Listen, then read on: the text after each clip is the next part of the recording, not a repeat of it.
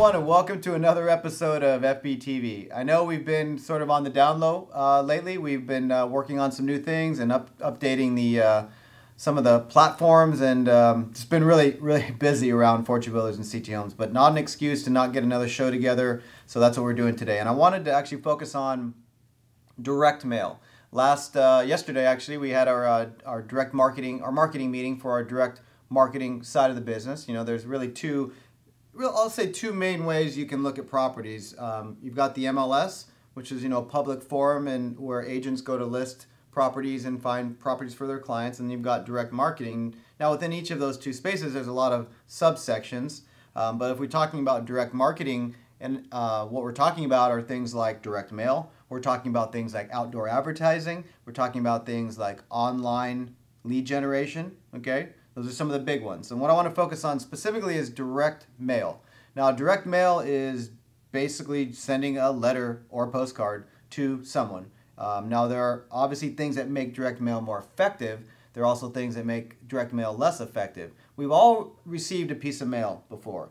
And we've all actually probably taken some of that mail and just put it right into the trash. Well, obviously, that's not an effective marketing campaign for the company or the person that sent it. So direct mail starts first and foremost with getting your message read, getting your message seen. But even before that, it's you as the investor finding out and deciding who you're going to market to. So a lot of investors, when they market in the direct mail space, they get sidetracked because they don't have targeted marketing, because direct mail can be overwhelming. So the first tip when it comes to direct mail marketing is you want to be very targeted. What that means is you really want to be looking for motivated sellers, people that would potentially be motivated to sell their home. And in real estate, that could be someone who, for example, is in some stage of foreclosure, whether they're in the foreclosure process or they're in pre-foreclosure. Okay, that's a very targeted type of lead and potentially very motivated lead. You've got probates, people who have lost someone in their family recently and they've inherited a property, for example,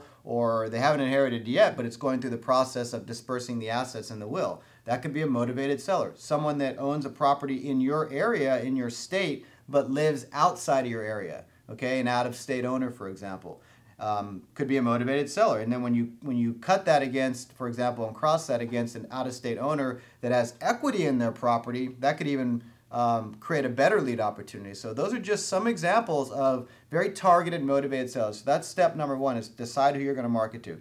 Step number two is, with anything that we do, is have a system. And where people drop the ball on direct marketing, probably more so than any other area of direct marketing, is that they don't understand what makes direct mail effective and how to be more effective at it, and then ultimately how to track their marketing. So tracking is a huge component of it. But let's talk about what some of the additional things that make direct mail more effective and increase the response rate. Well, marketing is all about how many times you can get in front of someone.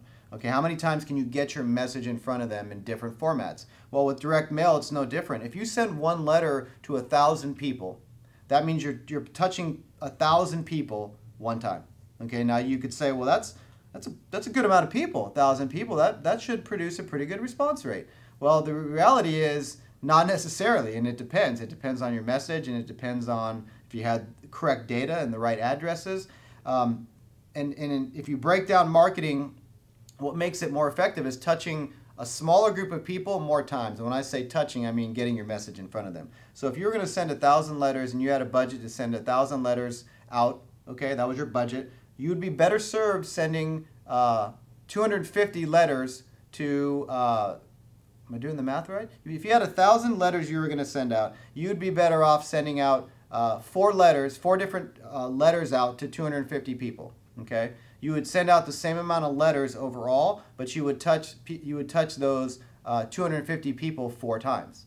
And you would actually increase the amount of times you got your message in front of them, and you'd ultimately increase your response rate, and that's what marketing is all about. So divide your marketing up, okay? Instead of sending out one letter to 1,000 people, divide it up and send 4 letters out to 250 people. That's being more consistent, okay? Now, direct mail response rates vary, but what a good direct mail response rate is somewhere between 5 and, 3 and like 8%.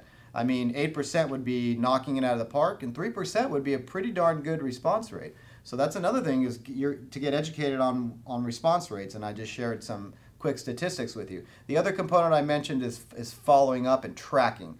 A lot of people expect that if a person calls them and they can't answer it live, that person's going to leave a message. Well, in reality, in distressed real estate, that usually doesn't happen. So you have to have an effective way to capture the lead. If they call you and you can't answer it live because you're busy or you're doing this business part-time, then you have to have an answering service that can answer it live. And you got to know what to ask them. So having a system and a script for what to ask them to gather all their information. Now, ultimately, that should go into your database, okay? The database is a way to organize all of our information. Now, so that helps increase response rate.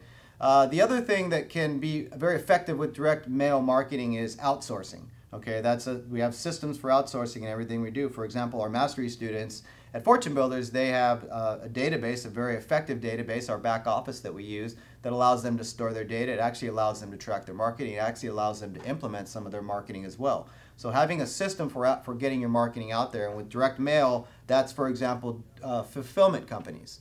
There are companies out there, as you probably well know, if you don't, I'm telling you, that will send out your mail for you. Not only, I mean, that's not the post office necessarily, but companies that you give them a message and you give them the addresses and they organize all that information, they stuff and seal the envelopes, and they send it out for you. Now, you're going to make an investment in that either way. If you do it yourself, it's an investment in time and money also. If you do it with someone else, it's going to be a bigger investment of money, but you get your time back. And time at Fortune Builders, the way that we look at it, is everything. So outsourcing, right, and using direct fulfillment companies. The other thing that makes direct response marketing and direct mail effective is by having unique messages and things. For example, instead of just using a typed letter, you use a yellow letter, a letter that's actually looks handwritten on a yellow pad. You can do postcards, right? Postcards. You can do a postcard with a picture of someone's house on the front of the postcard. Imagine that. You got a postcard tonight after you got home that had a picture of a house that you owned on the front. I don't care who you are, you're going to look at the back of that postcard. And if that was your second mailer in a campaign of 4 letters, that can get a good response rate. Thirdly, you can put things in the envelopes. Okay, you can put things in the envelope that make it feel like something unique. Okay, there's a variety of things you could put in there. For example, you could put nuts. Put nuts in there. Seriously, some of you are laughing right now, but that would make that envelope feel like something was in there, and it'd create curiosity and help someone open that letter. Okay, so direct mail marketing, again, is about deciding who you're going to market to, be targeted, being consistent. Okay, being consistent and sending out multiple letters to a smaller group of people, following up and tracking, okay, having a way to follow up and track that information, and then ultimately having your marketing be creative and sometimes out of the box and do things differently to get your message read. Okay, that's a 500-foot overview of direct mail marketing. If you have questions or comments, you can certainly put them in below the video below. Got some exciting things coming up with FBTV down the pike here that I won't spoil on this episode, but appreciate everyone watching. Enjoy the coming year's shows, and certainly last but not least is our quote of the week. All right, quote of the week, everyone. I'm going to go back into the archives a little bit, and I probably used this quote before, but not in a while, and it's a good one, so I'll share it here again. Be a yardstick of quality. People are not used to an environment where excellence is expected.